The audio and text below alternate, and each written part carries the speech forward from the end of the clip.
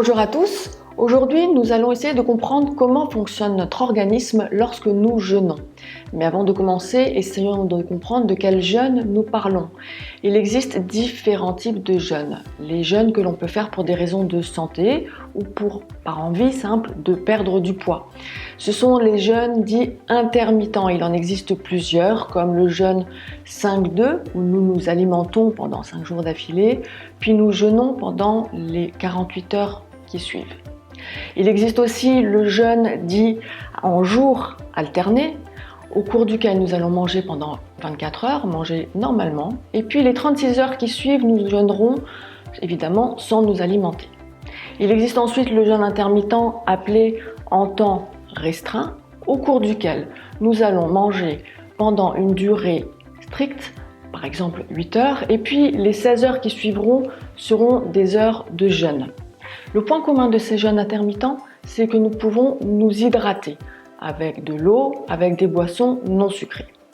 Et puis il existe d'autres formes de jeûne qui sont par exemple le carême chez les chrétiens ou encore le ramadan, pendant le mois sacré du ramadan chez les musulmans. C'est de ce jeûne-là dont nous parlons le plus dans les vidéos à venir. Il s'agit en fait d'une forme de jeûne en mode partiel, en mode restreint. Nous nous alimentons pendant 8 heures, puis les 16 heures qui suivent sera vraiment la période de jeûne. Alors, essayons de comprendre maintenant comment notre corps va chercher de l'énergie dans notre corps pendant que nous jeûnons. Étape numéro 1, vous le savez, du glucose va circuler dans notre sang après chacun de nos repas. C'est normal, c'est évident, c'est notre première source d'énergie. C'est l'étape numéro 1. Étape numéro 2, lorsque ce taux de glucose commence à diminuer peu à peu, notre organisme va aller chercher de l'énergie dans un nouveau garde-manger, comme vous le voyez à votre écran. Il s'agira de vos muscles ou de votre foie, qui ont pour mission de stocker une nouvelle énergie appelée glycogène. C'était en fait du glucose, mangé en excès, qui est gardé en réserve en vue de pouvoir attendre jusqu'au repas suivant. Il s'agit en fait de la néoglucogénèse. C'était l'étape numéro 2. Elle intervient environ 2 à 8 heures après le précédent repas. Étape numéro 3, nous entrons alors en période de jeûne. Elle intervient à peu près entre 8 et 12 heures après le repas précédent. Nous entrons en phase de cétose. C'est le début d'une nouvelle phase où le corps se met en mode de survie. Il va chercher de l'énergie ailleurs, il n'en a plus assez en stock dans le foie, il n'en a plus assez en stock dans le muscle. Il va aller en chercher dans une autre réserve appelée la masse graisseuse.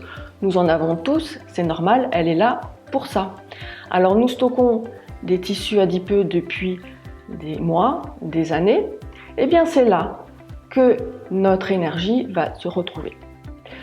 Notre foie va avoir pour mission de capter ces cellules adipeuses, de les produire en nouvelle énergie. Ce sera notre nouveau substrat énergétique. Le foie va alors transformer ces tissus adipeux en corps cétoniques. Ce sont ces corps cétoniques qui serviront de nouvelles sources d'énergie. Évidemment, avant que le corps se mette en œuvre pour mettre en application ce nouveau système d'énergie, eh bien, il va falloir un petit peu de temps. Ce temps va demander à notre organisme une phase d'adaptation pendant laquelle nous allons nous sentir fatigués, peut-être avoir des maux de tête, une certaine irritabilité, voire même avoir peut-être des petits boutons qui vont apparaître sur notre visage. C'est une phase d'adaptation qui est parfaitement normale et qui disparaîtra peu à peu. Je vous souhaite une excellente journée, prenez soin de vous.